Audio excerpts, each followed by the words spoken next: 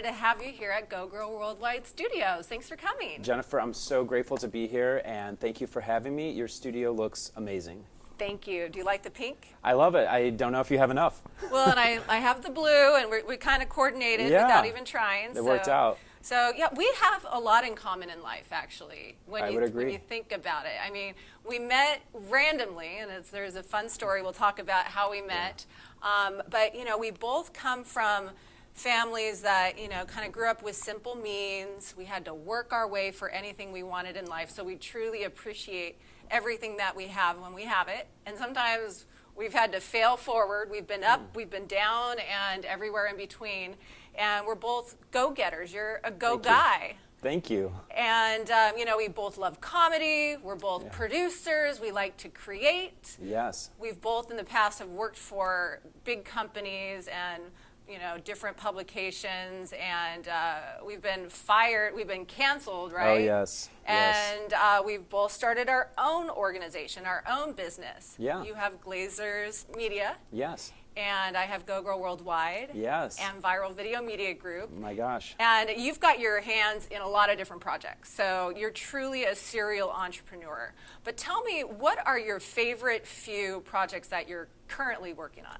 So my favorite project is everything I do is I do with favor, right? And I guess everything kind of comes down. It seems like I'm doing a lot of things, but at the end of the day, I'm helping a lot of people in a similar way, which basically all boils down to giving people a platform to tell their story. And this is really something that's just been a kind of a modern occurrence because of digital distribution and digital platforms and new media. And it's kind of a double-edged sword in the effect that, I think it's great that there's a platform now that I'm using for good, and that I see you doing the same thing. You've got your magazine, now it's evolved into this amazing show. It's great to have a platform to give people the opportunity to tell their story, because our life is our story, right? Right. But there's a dark side to it.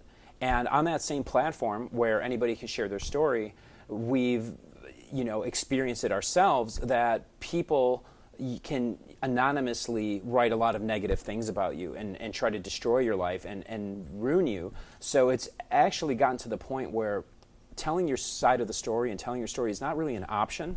And I do advise my clients, and this comes back to what you're saying, what's your favorite project? My favorite project is working with people to be able to tell their side of the story, to get justice or to put out their story in a way that builds their reputation and gives them the authority and allows them to build a relationship with an audience that needs to hear the story. And I do tell all the clients that I work with, you have to tell your side of the story. If not, you're leaving it to your competitors and your haters to say whatever they want about you online. So my favorite thing is basically helping give people a platform, helping empower them, and convincing them really that their story is important, and giving them the means to dial it in and share it with the audience that needs to benefit most from it. I love that. Well, there are some really great people out there that, they don't really know how to get their story out there. Maybe they have a business, a brand, a product, a service, and you're able to help that entrepreneur, or, you're able to help that person that maybe got slandered for something they didn't do. There's some really good people out there that get attacked. Yes. And if they try and just defend themselves on their own 2 feet, sometimes they're not successful with that because they don't know how to handle it. And that's where you really come in. And I mean, you've helped some awesome people just kind of get a new start. Yes. And we both have empathy for that because we've had it happen to us. Exactly. So I guess it's important to kind of note a little bit, and if you don't mind, I'll tell your audience a little bit about my story. Is that okay? Please. So I ran a very successful advertising network 10 or 15 years ago, and through that process, I was just making a lot of money doing business, but I wasn't really fulfilled creatively. So I came to Hollywood, and I did what everybody does in Hollywood. I was trying to be that on-screen talent. And when you put yourself out there, you automatically are going to create envy from people that don't feel that, you deserve the opportunities, perhaps, or they want. I realize really what it is. It's a mindset of people. The mindset of a hater, right? Is they're saying, why does this person have the confidence to do something, or they must be privileged in order to be doing this? When really it's just a matter of believing in yourself and putting yourself out there, taking the risk, and dealing with a lot of rejection and doing the work, right? So it's very easy to say, oh, that person is lucky, and then just go on the internet and write negative things about them to justify your feelings. I realize that that's really, I'm empathetic and I'm sympathetic to the people that are hiding behind those screens, writing bad things, because I just think to myself, how much pain must they be going through in order to feel that that's the only way that they can be heard. So it's only going to become a bigger and bigger problem. So I guess it happened to me at a time when Googling your name was like such a new thing, you know, and I didn't really know what to expect, and my company was targeted, and my competitors wrote all these horrible things about me. And I was the kind of person who was like, I didn't want to be on social media. I just wanted to be behind the scenes doing my work and doing my thing. And then I was exploring television and these different means to put myself out there. Social media was never like super appealing to me. Being in the press and stuff like that was never really something that ever, in fact, my father told me when I was growing up, he said, you know, only politicians and egomaniacs want to be written about in the press. Like, a real man should just be behind the scenes, being humble and doing his work and taking care of his family. So I always operated in that mindset. And one of the occurrences that I had, and I've told the story a few times, and I actually got the chance to thank this man. So in around 2009, I met Dennis Rodman at the Roosevelt in Hollywood. And I was at the pool and I was working on my laptop. He's hard to miss. He's hard to miss. So he came in. I'm from Chicago. So he had 6 championships with Chicago. So I was a huge Rodman fan. And I went up to him and I just said, hey, you know, thanks for all those rings in Chicago. Thanks for those great memories from those championships. And he invited me to come sit with him, and we were talking, and he was commenting on the way I was dressed. And at the time, I think I had some designer hat on and some shades. But I was really just kind of in the corner on my laptop doing my own thing. I wasn't deliberately looking for attention. And he said, you know, just the way you are, you know, what do you do? And I said, oh, you know, I don't really like to talk about what I do. I'm kind of a reserved person. I'm kind of like to just keep my privacy. I'm just enjoying my day. And, you know, he said, well, I'll tell you what. He said, if you ever want your business to really blow up, if you want to be as big as you're called to be, he said, you can't be a man, or a woman in this case, right? But you can't be a man, is what he told me, unless you're willing to stand on a mountain and scream to the world what makes you that man and what you're doing and what you're behind. And I implemented that actually into my next business that I started, and I made myself kind of the face, and I started putting myself out there, and I realized that people really do business with the person behind it. They don't want to just buy a product. Right. They like feeling like they have a relationship with that person. Connection. And I guess that was kind of like the early days of influencer marketing, right? I was kind of like an influencer in this thing. People that were like attracted to the style and presentation that I was delivering myself and the content I was doing, even if they were very basic videos and basic email newsletters, they were building a relationship with me. And I was building a relationship with thousands and thousands of people that then knew me and knew what I was about and chose to do business with my company because of that. And in fact, I've been so entrenched in my personal brand that over the years my company's changed, but people are just like, well, we're doing business with Vito. So the company matters less, and what I'm promoting and what I'm offering matters less, and it's more that reputation that you built.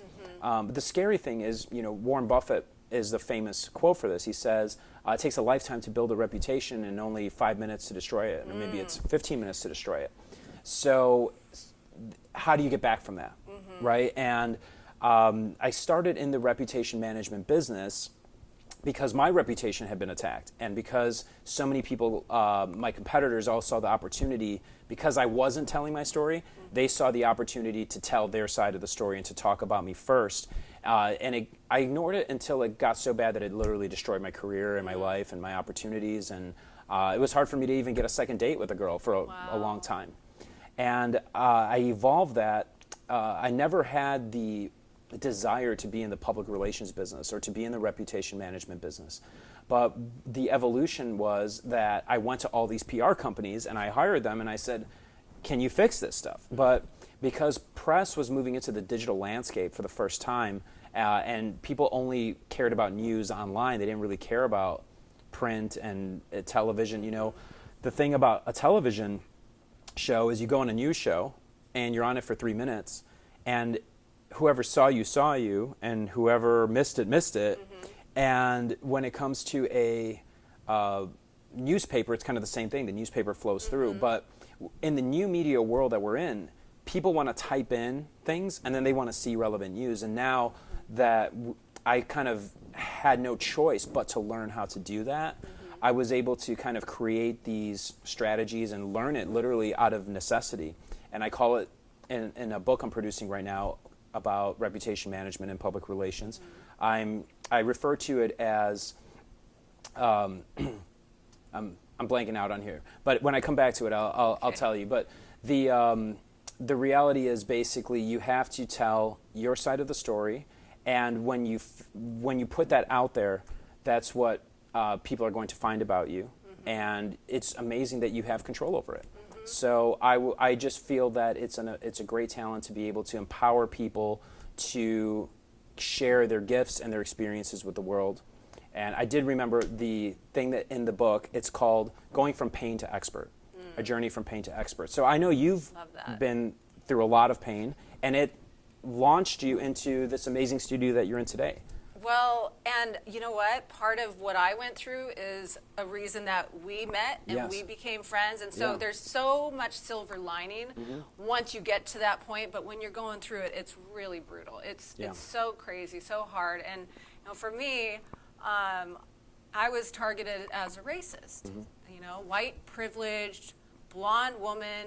You know, Asian hater. She did an Asian accent. You know, she said ninjas are from China, they're from Japan, and you know, I created the song, and there's a lot of reasons why I did it. I actually did it as a favor for my buddy Peter, who impersonates Mr. Chow off The Hangover. He wanted to be in a video, and he does the accent, and my blonde character thought part of becoming a ninja is to also have the accent.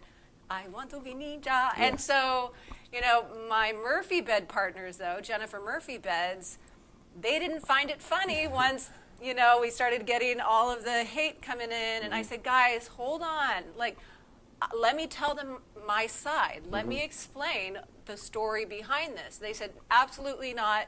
They wrote an apology letter and made me sign it. They said, you're signing this and you're never doing a funny video again in your life. And I said, you guys, I can't do that. I need to be me. And, you know, but they published the apology letter, and it gave the haters even more, you know, just opportunity to now come back at me even more viciously. So I learned from that, don't apologize for something just to make other people happy if you truly don't believe you did anything wrong. I said, hey, later on, I said, I'm sorry if any of you are offended. Turn the channel. It's not for everybody. But I did it with humor, and I love Asians. I love all races. And so, unfortunately, my Murphy bed partners parted ways with me. And I got all of the millions of haters, and it really got me into depression. You know, I lost that business partner, which was my main source of financing at the time. And so I had to get through that. And once I kind of got to the other side of all of the, you know, just being pummeled with the hate. Now maybe instead of 1,000, you know, messages an hour, it was like only 10. And I started not reading them as much. And then I thought, gosh, you know what? I'm going to tell my side of the story. And I did. And some people were like, oh, okay, that makes sense. And other people wanted to double down and say, nope, you're still wrong. And what are your thoughts about cancel culture? And why are there so many people that are just so determined to still just pounce on you and come at you and say hurtful, hateful things, and they just want to cancel you? Yeah, so I think that's kind of two questions. One is addressing cancel culture as an epidemic in America and in the world. And the second thing is, who are the people behind it, and how did they get to that point? So I'll address the first part about, you know, what do I feel about cancel culture? So cancel culture really emanated from the growth in social media, right? So before that, media was one-sided. We weren't able to comment on television shows. We would turn on the TV, it would broadcast to us, you turn it off, and you would talk amongst your friends, maybe write an editorial in a newspaper. But when every single person on earth is given an anonymous microphone to say whatever they want to say without any retribution, it creates this basically like online cyberbullying epidemic. And because technology moves so much faster than legislation, there's no way to really protect people because there's no laws in place. There's no legal recourse to this stuff. So that's kind of where our company, my company, got very successful, is that we had technological methods of repairing these situations and putting our story out. So cancel culture it's very damaging to free speech because it inhibits creativity, and it is basically a driver behind putting everybody in a feeling of alertness, right? Where they're like constantly walking on eggshells and making sure that they're not offending anybody. It's the whole political correctness culture, right? And that inhibits creativity, and it inhibits art. It inhibits, fundamentally, at the end of the day, it inhibits free speech. So the second part to this idea of cancel culture is you've got the culture, but then there's people behind it, individual beings, and what drives people to be that anonymous online hater, right? And there's lots of them. There's lots of them because it's so easy, right? So we're going to talk a little bit about what creates a hater and kind of the mindset that I've discovered researching it and thinking about it and trying to put myself in their shoes. And then I also want to talk a little bit about how you can turn that negative into a positive. I think that's going to be a really important takeaway for your audience. Yes. So the hater mindset, in my opinion, comes from people just feeling unheard. These are people who feel that their opinions don't matter, that they are not being heard, that they can't express themselves. So when they get that anonymous power on the internet to cancel a privileged, beautiful, blonde woman, they feel very empowered by that. And because there's no repercussions, they can go on there and they can say whatever they want, and really all they're doing is projecting their hurt. So what I try to tell my clients and what I try to tell people that are dealing with these negative people, and this is kind of just like a rule of thumb to dealing with like any kind of bully, because really a hater online is really just like a cyberbully, right? And all I can say, and it's hard to get to process it, but really what it is, it's just a hurt person expressing their hurt. It really doesn't have anything to do with you as the individual, so you can't take it personally. And I've almost gotten to the point where I'm empathetic to these haters, and I wish I could reach out to them and just offer them some kind of consolation. That's where I'm at now myself. Yes. And I actually, on one hand, I'm like, bring it on, because the haters ended up making my song super famous. I Want to Be Ninja has 47 million views on TikTok. So I'm like, thanks, you guys. Yes. But on the other hand, I'm like, oh, but I feel so bad for you. How unhappy you must be that you're telling me these awful things and hating me so bad when, I'm just trying to be cool. Well, it's really just a reflection on themselves more than it is on you. And I know it can be hard to hear that, but that's one of the things that I like to, when I'm walking a client through a negative experience like being canceled, I really, in most cases, they don't deserve it. And I say, this is really just an expression of people's pain that you just kind of got stuck in.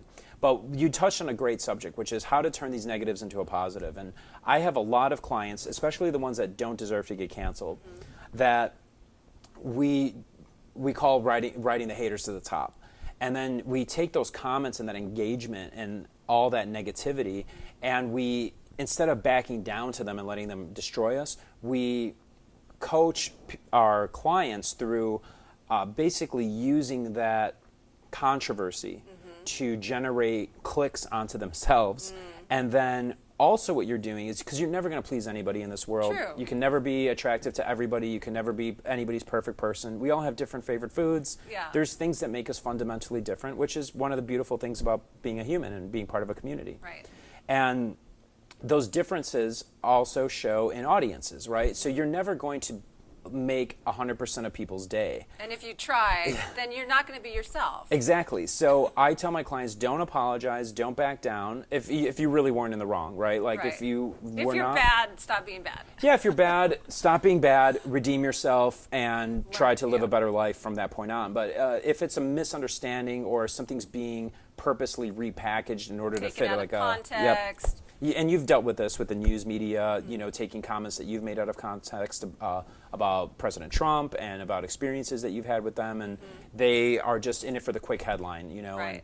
And there's no recourse. That's what drives this cancel culture, is the lack of accountability for anybody who puts anything negative out.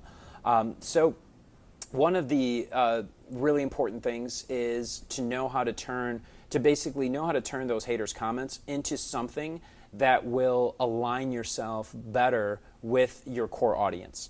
So knowing that you're never going to please this certain group of people, sometimes by just forgetting about them or by challenging them and their thought process, you might find that other people in your audience that disagree with those people then become more engaged with you and see you as a hero. Wow. Because you're able to put yourself out there and you're standing up for what they believe in, because you're standing up to people that they disagree with. So then that actually creates a more engaged core audience for you, which then you can leverage and monetize. That's a great way of describing it. I mean, I can imagine, let's say you saw a kid being bullied, but that kid had some great qualities, and you're going to want to reach in and help and encourage and and be like, you're a good kid, All of a sudden you have this like connection. Yes. You're like, this is it. And so same with if somebody sees somebody's been bullied, cyber, hated on, but they're a good person, and all of a sudden they have this brand, they have this product, or songs, or then all of a sudden they might become even more excited to support that person. Exactly. I'll give you a great example of this. I was a CBS commentator in Chicago, and I was one of the only people they could find that would go on TV in 2015 in support of President Trump, then candidate Trump. And I was getting the death threats, and I was getting the anonymous comments, and I was getting all the stuff that goes along with just playing it neutral, just saying, I don't want my taxes to go up, and I believe in free speech and the Second Amendment and basic fundamentals. That was enraging to some people. But instead of backing down and saying, no, I'm not going to stand up for what I believe in publicly, I engaged it, and I came from a place of authenticity. I was myself, as you call it. And what that did was wake up a big audience of people that actually agreed with me but were scared to say what they felt. Wow. And that became my platform. People sometimes need a leader. They need somebody else, kind of paving the way and showing that you can be brave and speak your mind. And a lot of people, either they'll say, I can't say that publicly because I don't want to lose my job, or I don't want to get canceled, I'm not made for it, or I have little kids at home and I'm scared of the death threats, and but they're like, whatever you're selling, I'll buy. That's awesome. So when I came out with a podcast, boom, I had 80,000 followers. When I launched some T-shirts, it was the silent, they call it that silent majority. And it's the political one's an easy one to pick apart because it's like happened to so many people, right? And it's such a driver of division. But it really applies to like any audience, right? So like in your situation, you're addressing a lot about free speech and comedy and stuff like that. So if you were to back down, the haters win. Doesn't make you any money. They don't get anything from it anyway, so everybody loses. But if you stand up for yourself and you keep doing what you're doing, and you keep addressing the things, I've seen it with my own eyes happening for you, that you're developing these diehard fans that are like, Jen, we agree with everything you're saying, and we love that you're putting it out there. And we almost feel like you're advocating for us. Right. And so those haters are actually doing themselves a disservice. Right. They're doing the opposite of what they think they're going to do. They want to take you down, but really what they're doing is making you more popular to people that disagree with them. Well, I remember, I mentioned we met in a kind of cool Yes. way. And this was not long after I had kind of gotten through the thick of it with getting the attacks for my ninja song. Sure. And the thing, though, is I love my song. And Yeah. my song is all about not giving up in life. Right. Getting back up, keep going. And even a ditzy blonde that's clumsy can become a ninja. Yeah. And so I was at Red O in Yes. Newport Beach, and there was a DJ and this cool party going on. Yeah. And in the big open space, and I thought, you know what? I'm going to perform my ninja song. Yeah. No, Jen, don't do it. Yeah. The haters. I'm like, Yeah. you know what? I'm just going to go for it. I Yeah. miss performing my song. And so the DJ he pulled it up on YouTube, and Yeah. I started singing it and dancing. I had Yeah. the red dress on, and you were like, what did you So, I have to... You have to tell me what went through your mind. I will tell you what. So, my friend who used to throw that event, months before you and I met, his girlfriend had showed me the song, and she's like, you got to see this lady on YouTube, Jennifer Murphy. she's hilarious. She rides this little Barbie Jeep. She's all pink girl power, but she's like, you got to hear this ninja song. It's ridiculous. So we started listening to it, and then it was like an inside joke for our friendship. We would like text each other lines from the song because it's a great song. It's like catchy. It's funny. I thought so. It's very good. You know, it's very funny for what it is. It's meant to be funny. Yeah. You absolutely nail it. Like, it's got a lot of. It's very cleverly written. You know, it's not just like slapped together. Right. It's like there's a lot of jokes. And, yeah. A lot of thought went into it. A lot of heart thought and soul. So we love the song. We love the song, and we frequently were referencing it to each other as kind of like an inside joke. Like it's almost like memes. Yeah. It was like you like share memes with your friends, and then you like make your own memes. It was kind of like a meme amongst our like small little group of friends in Newport. And then I'm at Red O, and I'm sitting on the side of the table, and all of a sudden we start hearing the ninja song, and you're performing it, and you obviously stand out. You know, you're like blonde and Louboutins and this like nice dress on, and you just totally stand out. And we looked at each other. His girlfriend's there with him. He's throwing the event. And her and I look at each other, and I swear to you the exact words I said, is this Christmas right now? Like, how is this happening? Like, what did we do to deserve this amazing, like, I'm like, this is really happening right in front of us, yeah, our like, favorite am I song. being punked? Yeah, exactly. That we were like, both of our jaws on the ground. We're like, a couple of drinks in, and we're hearing the ninja song, and we're watching you perform, and I'm like, that's the girl from YouTube. So I had to come up to you afterwards and just tell you, I was like, I'm your biggest fan. Like, we talk about your song all the time. And if you hadn't performed that, if you had let the haters cancel you, we would have never built our friendship and the relationship that we built because you would have just been subduing yourself, right? And so maybe you would have made a couple of people that would have never done anything with you happy, if those people can even be happy, right? But instead, you engage with somebody, and now from that, we became really good friends, and we've actually done a ton of business together, and actually helped a bunch of other people. I mean, we've gotten some people featured in your magazine. Dr. Hunter, for example, is a great story on how you've helped someone create a story and position themselves, and he's gone on to become a huge TikTok star now. Yeah, he's super famous. So you're really great at that stuff, and you've been wonderful. We've become good friends. I love your positive energy. Thank you.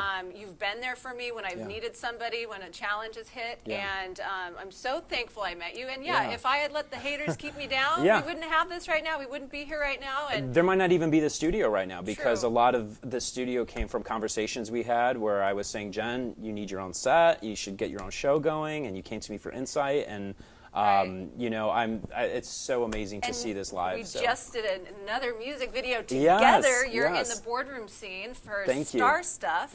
And the whole concept behind that song is we're better together. Even if we're not friends, and even if we don't see eye to eye politically or just with different beliefs, we can still come together as people and create solutions and get past our differences that sometimes can keep people thinking we're more divided than we are. The media is spinning things and feeding us garbage and trying to make people hate each other. They want haters to hate on each other and on us, and we have to overcome that and rise above it. And so thank you for having a cameo in Star Stuff. Well, thank you for including me, and I'm super grateful for any opportunity to support you. I love your work, but it's just a great example of how not bowing down to the cancel mob is literally you're taking the haters and riding them to the top of the game. Oh, and you know what? I don't know if you realize, but the beautiful Asian woman that was in the scene, she is the very same Chinese girl that was in the background when I performed I Want to Be Ninja, and everyone said, oh my God, look, she's making fun of that Asian woman. This is terrible. That woman must hate Jennifer.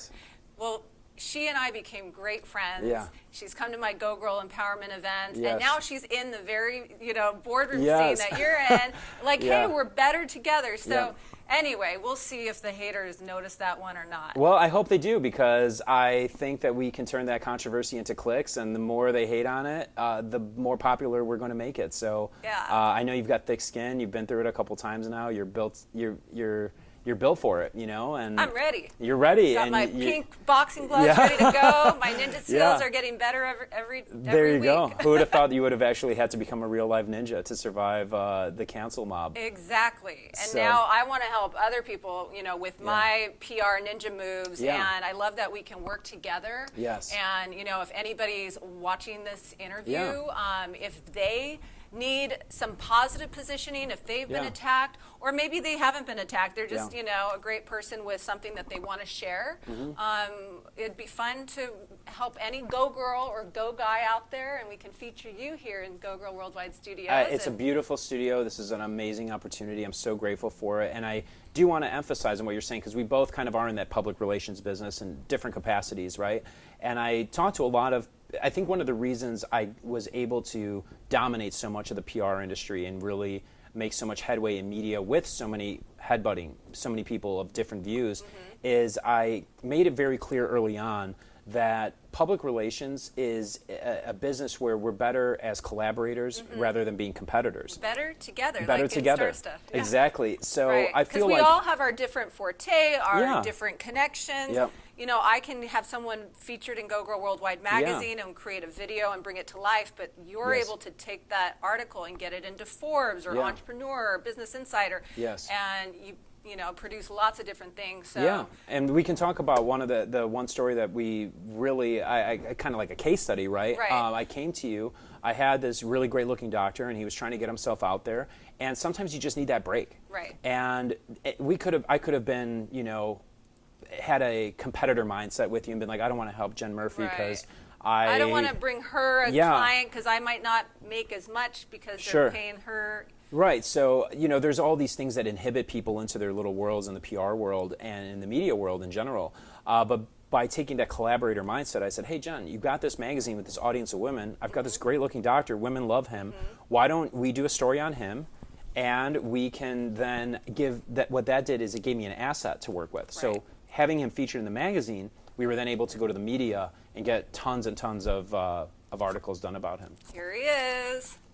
Dr. Hunter, total stud. Go Guy Hot Docs. Yep. We needed some eye candy for our Yeah. Go Girls anyway, and so it was so fun to feature him along with a couple of other great-looking doctors, and you created this awesome story. Thank you. I Well, was able thank to you. feature it. The Yeah. women didn't mind. No. And something that I always want people to know about Go Girl Worldwide is when I started it to Yeah. empower girls and women, because I realized, man, life can be tough. Yeah. I always wanted great guys involved with it as well, because this is not a man-hating organization. Right. It's to lift girls and women up, but men are often wonderful role models, wonderful business leaders, and heroes out Yeah. there. And I think often we hear a lot about the guys that we don't like or the guys Right. that have victimized women. There's plenty of the bad guys out Right. there. I want to talk about the wonderful, great men. And the more we talk about positive stories, the more others out there can learn from those positive stories and go, I want to be like that. But if all they're hearing is all of the bad guys out there, and Right. you know, girls are going to be afraid to even go on a date. So. Yeah, and there's so much content out there about women hating men and about toxic masculinity and how negative masculinity is. And one of the reasons that I've always supported you and your Go Girl movement is because it's really not it's not a movement of feminism. It's really a movement of femininity. But you can be successful and independent and powerful and embrace all the things about that are great about being a woman without hating men. Right, And absolutely. men can do the same. Men can embrace their masculinity and do all the things that make them men. And together, just like you and I work together, and we create these great media features and have these great opportunities. I have no shame in being here on your pink set. I'm having a great time. It's a really Yeah. cool spot, and I'm so grateful to be able to share my message with your audience. So I hope that we can keep working together, and that you're just going to keep growing and growing, and that this studio is going to be the first of many. I can't wait to hear that you have like your own soundstage in Burbank with hundreds of people in the audience. Well, So, we are launching yeah. Go Girl Latina Magazine and Go Girl Latina shows, Yeah. and you're part Latin American, right? Yes, my mom's from Guatemala. Awesome. So I embrace my Latin heritage, but now Latins, being Latin American, is kind of, you're going to notice a lot of hits in the media because so many people from Latin America are escaping socialism and communism and coming to America, so it no longer really fits the media narrative to basically say that, like, Latinos are a minority. So now you're seeing more and more kind of like Latino Privilege kind of hit pieces saying that like, oh, well, Latins are basically just white people. It's anything that doesn't fit the narrative. So you have to be very careful what news you consume. One piece of advice I'd love to share with your audience is just when you're watching media, whether it's a movie, a documentary, a news article, whatever it is, think about who has something to gain from that coming out. Because somebody spent money putting that together, somebody put that piece of content out there. So always, I think I've heard you say follow the money trail. Follow the Money is, that's actually the name of my new book. Oh. And it's called Follow the Money, and it's basically about two things. One is about how media is essentially like a pay-for-play tool for the people that are running it. It's not a charity organization, right? People are paying, and they're going to promote their agenda, as they rightfully should. But you, as the consumer, need to be aware that there's people promoting their agenda through the media. The second thing with Follow the Money is, as an influencer, as somebody who wants to put themselves out there, you should be following where the money is going and aligning yourself with brands and opportunities that align with your values and your message, so you can make an income from being an influencer. There's no shame in fact, money. You don't have to be in it for the money. I deal with a lot of influencers who are like, I don't want to sell out. But money really is a tool, and it's kind of like a measuring system that people are finding your content valuable. So if people are willing to pay for your content, that means that they're getting more value from the content than the money they're giving you. And that, to me, is like the ultimate proof of concept that you're resonating with your audience. Love it. So, it's a good sign. And then the more money you have, the more you can create, and the more you can help the world in a positive way. And I was talking to a friend of mine, Mike Cernovich. He's an amazing author and kind of like a men's rights activist. But in one of his books, he literally says, he's like, people demonize money, but I tell them, go and make money, and if you hate it, just give it all away, and nobody will stop you, so it's money is a necessary tool in society, and I think that as a creator and as a media person, you need to know that basically if you're getting paid, that means that your work is aligning with an audience, and if you're not getting paid, that means you're probably creating something kind of selfishly. You're creating content that you think is cool, but that you're not listening to your audience. So I call that like basically creating selfishly or creating in a void. You're not creating with your audience in mind, because if you were making something that audience wanted, then they would be paying you for it. I love it. You're so smart. Thank you. For your young years. Thank you. Well, I'm so thankful for you, sharing everything with our audience and with me. I learn probably something new every time we hang out. So thank you so much. And we're going to have to definitely collaborate on another project soon. Well, we have the pilot. Yes, I'm so excited to have you on that. Yay. You're going to be the perfect thing, because what I'm most excited about is giving you a platform to really tell your side of the story with the Ninja Thing on the biggest scale and it's possible. Called Uncanceled? My show is going to be called Uncanceled. Yes. And we're going to work with people who've been unjustly canceled, and we're going to give you a platform to tell your side of the story, present the facts, totally unbiased. If there is a need for you to redeem yourself, we're going to create opportunities for you to redeem yourself, rebuild your career, and move on, because we don't feel that, I don't feel that one mistake or that one misinterpretation should end a career and a legacy of anybody. True. Well, thank you for helping people out there. Thank you. Thank you for helping me. Yes. And empowering our Go Girls and our Go Guys. And I'm just excited for everything that we're going to do. I feel like there's like no limit, right? There's no limit. So we'll I'm super grateful for everything, and congratulations on your beautiful set. I look forward to seeing a lot of amazing guests here. Thank you, Vito. Thank you. Rock. Okay, Vito, on the count of three. All right. 1, 2, 3. You go, girl. You go, guy.